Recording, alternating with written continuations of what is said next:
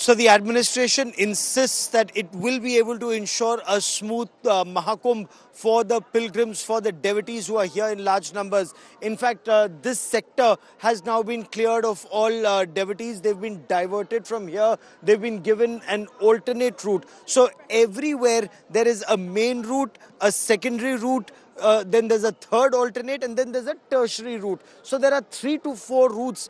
It just defies logic how, despite all of this being in place, the administration talking about the use of artificial intelligence, the entire Kumbh Nagar being split into several sectors and zones, and having a gazetted officer at every level in charge of every sector, having a senior police officer and a senior administration officer in charge of zones, and then of course the Mela Adhikari.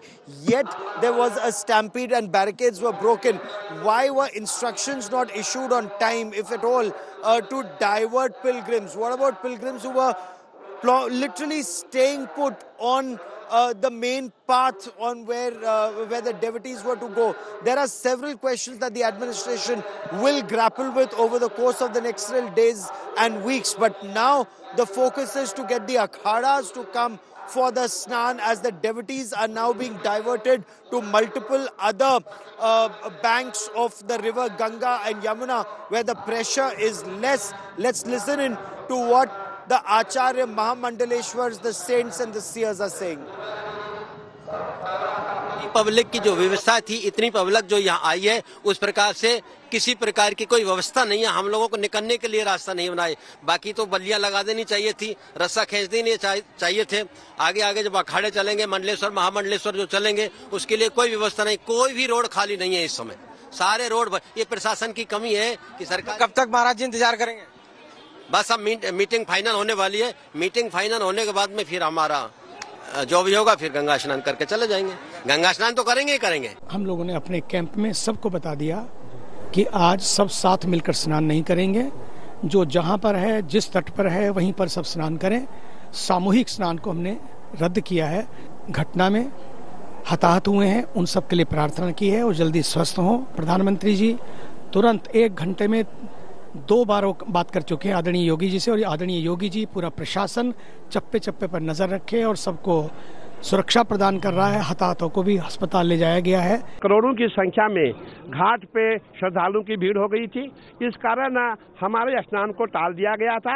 हमने यही प्रयास किया था कि हम आज स्नान को टाल दें, और अभी हमारा प्रयास है, भीड़ कम हो गई है और जो घाट जहां हमें स्नान करना था वो खाली कराए जा रहे हैं। और जितने भी हमारे अखाड़े हैं, हम लग रहा है ऐसा कि आज हम सबका स्नान होगा और सभी जो है आस्था की डुबकी लगाएंगे। जुलूस बिल्कुल वैसे ही जाएगा, लेकिन हम भी प्रयास करेंगे, बड़ा जुलूस नहीं लेंगे। जिसे पहले शाही स्नान कहते थे, उसकी शोभा यात्राएं नहीं निकालेंगे। हमने इस प्रकार का निर्णय लिया कि किसी प्रकार का बैंड बाजा और मंगल घोष करते हुए हम नहीं जाएंगे। और हमने सभी ने ये निश्चय किया कि जहां गंगा के तट पर हम स्वतंत्र स्नान करेंगे, तो आज हमने शोभा यात्रा अथवा अमृत स्नान की यात्रा भी स्थगित की है। उनके लिए जो पीड़ित हैं, उन घायलों के लिए, और हमारी सहानुभूति है उनके साथ। सशक्त बने मेरा देश, समर्थ बने मेरा देश, इसके लिए भारत की कालजयी सनातन संस्कृति के ये मुख्य स्नान पर मैं सभी के लिए मंगल कामनाएं करूं। आज मैं संगम पे नहीं गया। संगम पे इसलिए नहीं गया, वहाँ बहुत बड़ा क्राउड है, करोड़ों लोग इस समय वहाँ मौजूद हैं। और इस समय तो अमृत गंगा जमुना की धारा में बह रहा है पूर्णतः। ये आवश्यकता नहीं है कि आप जाके संगम में ही आपको डुबकी लगानी है। जहाँ भी आपके पास गंगा मैया हो, जमुना मैया हो, आप वहाँ स्नान करें और आराम से आएं। बच्चों का ध्यान रखें। महाकुंभ में आने वाले सभी श्रद्धालुओं से अनुरोध कर रहा हूं, आज क्षमता से अधिक भीड़ आ गई है प्रयागराज में। इसे संगम का आग्रह छोड़ दें। मैं वैष्णव संप्रदाय का सबसे वरिष्ठ धर्माचार्य होने के नाते तीनों अखाड़ों से भी कहूंगा कि आज का अमृत स्नान निरस्त कर दिया जाए।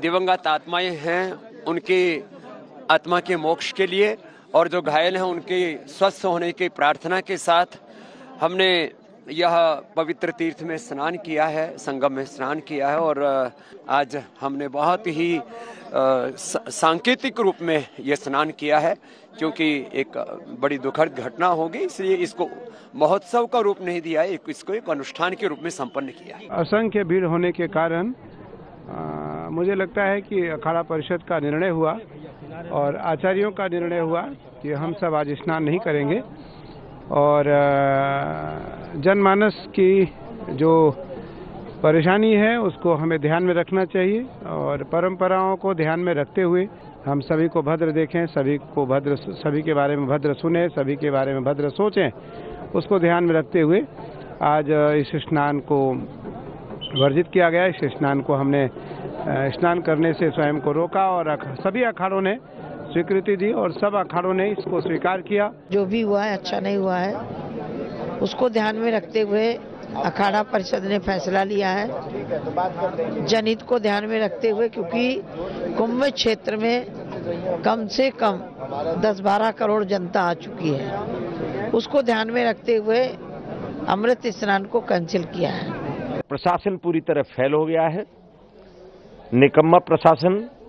सिर्फ तुष्टीकरण की नीति में ये प्रशासन लगा रहा कि कोई भी वीआईपी आए सिर्फ उसकी सेवा में लगा रहा।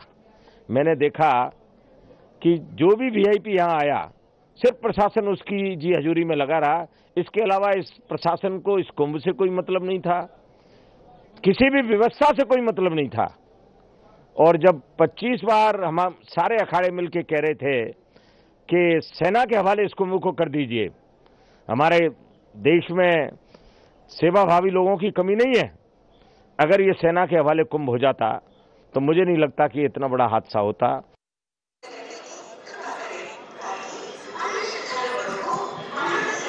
So you heard Ram Bhadracharya ji, you heard several other Mahamandaleshwars and other religious saints and seers who are saying that follow what the administration is telling you in terms of where to bathe so that people are not there in larger numbers only in one place.